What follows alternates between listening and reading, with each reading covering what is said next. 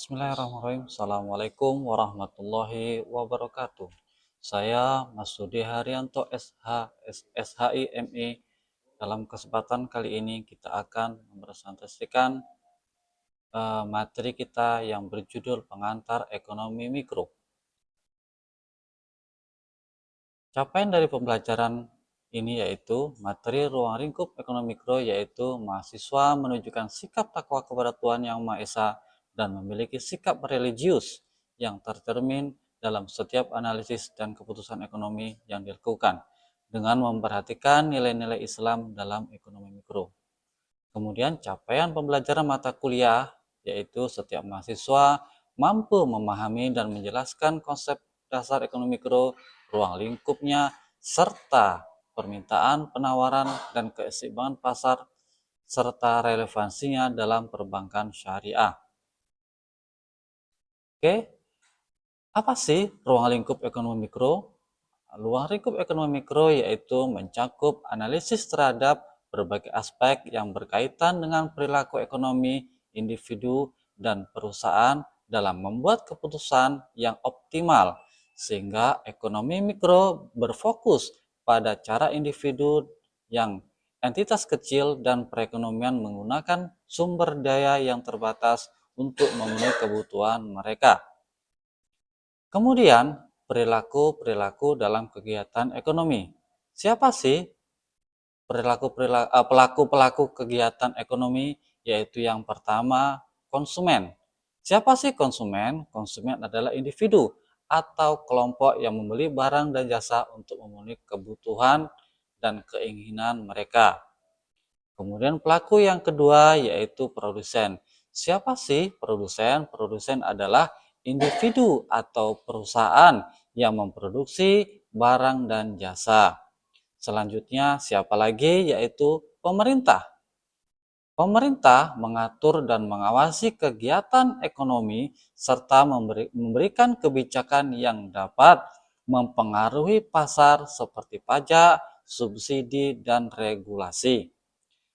Kemudian yang keempat yaitu investor. Siapa sih investor? Investor adalah individu atau entitas yang menyuplai modal untuk produksi barang dan jasa. Kemudian yang kelima yaitu buruh. Siapa sih buruh? Buruh adalah tenaga kerja yang menyediakan jasa atau yang melakukan pekerjaan dalam produksi barang dan jasa. Kemudian yang terakhir, penyedia layanan keuangan. Siapa sih lembaga atau bank keuangan lainnya yang menyediakan layanan kredit, tabungan, dan investasi. Kemudian, di sini kita akan berbicara tentang uang, karena setiap kita memiliki ini, yaitu uang. Uang berfungsi sebagai alat tukar yang mempermudah transaksi antara konsumen dan produsen. Fungsi uang dalam ekonomi mikro meliputi yaitu sebagai alat tukar, yang kedua unit akuntansi, dan yang ketiga penyimpan nilai. Kemudian dalam perdagangan setiap hari terjadi yang namanya perdagangan. Perdagangan adalah proses atau pertukaran barang dan jasa antara individu atau kelompok. Dalam konteks ekonomi mikro, perdagangan dapat diartikan sebagai pasar, tempat di mana produsen dan konsumen bertemu untuk melakukan transaksi. Dan yang kedua, manfaat perdagangan. Perdagangan memungkinkan konsumen untuk mendapatkan barang dan jasa yang tidak diproduksi di daerah mereka, serta memberikan kesempatan kepada produsen untuk menjangkau pasar yang lebih luas. Kemudian spesialisasi. Dalam spesialisasi ini mengacu pada proses di mana individu atau kelompok fokus pada produksi satu atau beberapa jenis barang dan jasa. Keuntungan spesialisasi dalam kegiatan ekonomi mikro antara lain yang pertama yaitu apa? Peningkatan produktivitas. Yang kedua, pengurangan biaya produksi, dan yang ketiga, diversifikasi produk.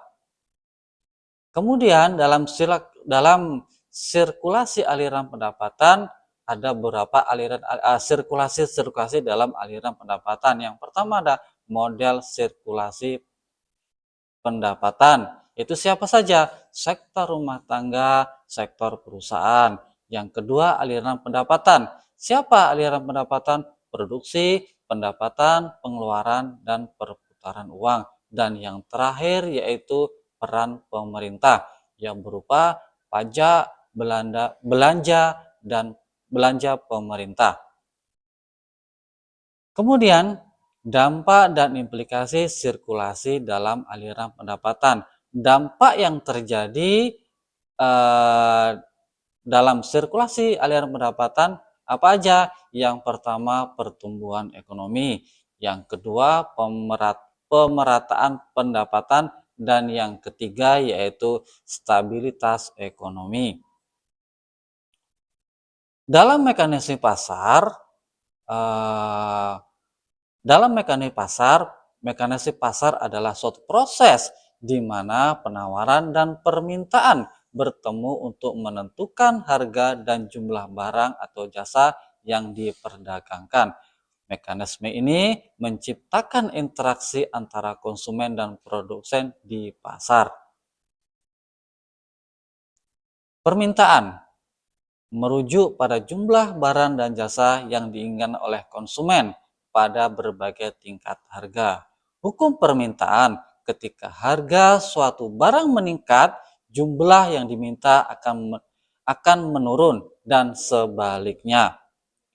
Kemudian ada penawaran, merujuk pada jumlah barang atau jasa yang bersedia diproduksi dan dijual oleh produsen pada berbagai tingkat harga. Hukum penawaran, ketika harga suatu barang meningkat, jumlah yang ditawarkan juga akan meningkat. Begitu juga sebaliknya. Dalam keseimbangan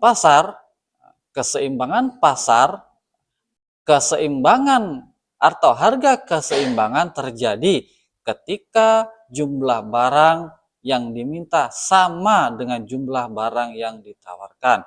Adapun keberlanjutan keseimbangan, jika harga berada di atas harga keseimbangan, akan terjadi kelebihan penawaran, di mana jumlah yang ditawarkan melebihi jumlah yang diminta.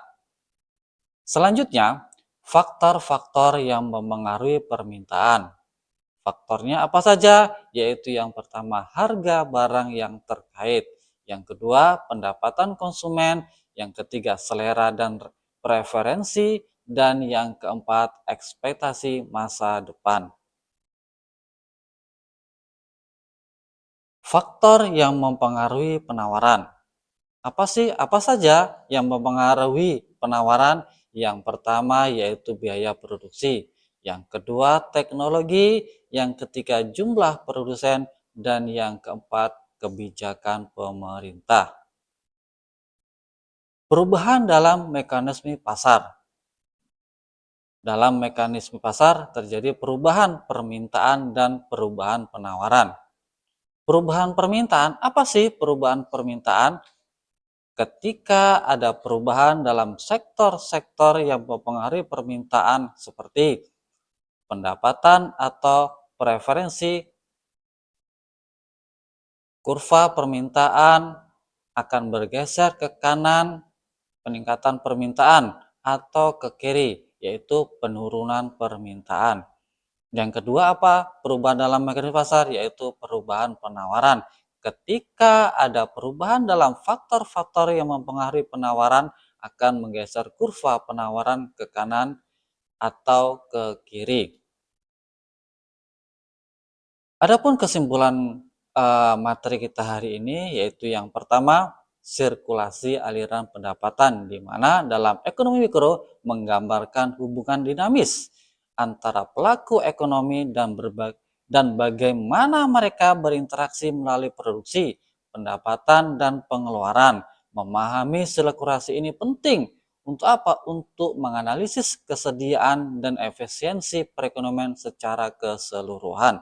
Dan yang kedua, mekanisme pasar adalah proses yang dinamis dan kompleks yang melibatkan interaksi antara penawaran dan permintaan untuk menentukan harga dan jumlah barang atau jasa yang diperdagangkan. Memahami mekanisme ini penting untuk apa? Untuk menganalisis bagaimana pasar berfungsi dan bagaimana perubahan dalam berbagai faktor dapat mempengaruhi keseimbangan pasar.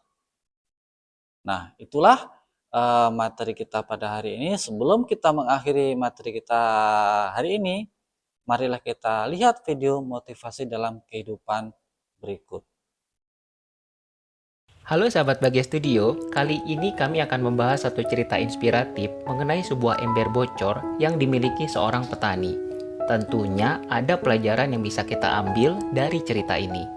Di suatu desa, ada seorang petani yang selalu mengambil air untuk keperluan sehari-hari dari mata air jernih yang terletak di pinggir hutan.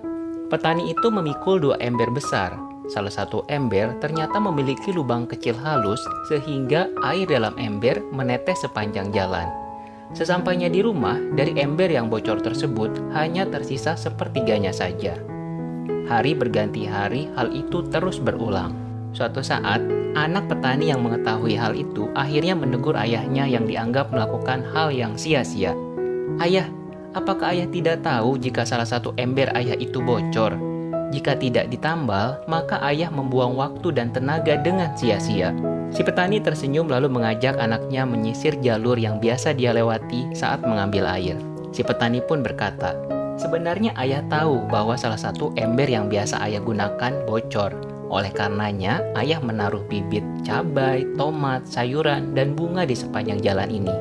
Sekarang kamu lihat, di sepanjang jalan ini sudah tumbuh berbagai macam bunga, ada cabai, tomat, dan sayuran lainnya. Ember yang bocor ini ternyata memberi manfaat untuk kita." Sahabat Bagia Studio, ember bocor yang memiliki kekurangan seringkali diremehkan dan dianggap tidak berguna. Namun, ternyata di balik kekurangannya, dia justru bisa memberikan manfaat dengan membantu menyuburkan tanaman di sepanjang jalan. Begitu juga dengan kita, semua orang dilahirkan dengan kemampuan, kepintaran, dan kondisi keuangan yang berbeda-beda. Namun, siapapun kita akan selalu bisa memberi manfaat bagi orang lain atau lingkungan sekitar. Dan sebaik-baiknya manusia adalah dia yang bisa memberi manfaat bagi orang lain dan lingkungan sekitarnya. Sahabat semua, walaupun kita memiliki kekurangan, bukan berarti kita tidak berguna. Tuhan akan selalu memberi jalan asalkan kita mau berusaha. Dan yang pasti, apapun kekurangan kita, kita selalu bisa memilih untuk bahagia. Jika sahabat mendapat manfaat dari video ini, mohon bantu like, share, dan subscribe channel ini ya. Sampai jumpa. Okelah, terima kasih atas perhatiannya dan kita tutup dengan baca Alhamdulillahirobbilalamin. Assalamualaikum warahmatullahi wabarakatuh.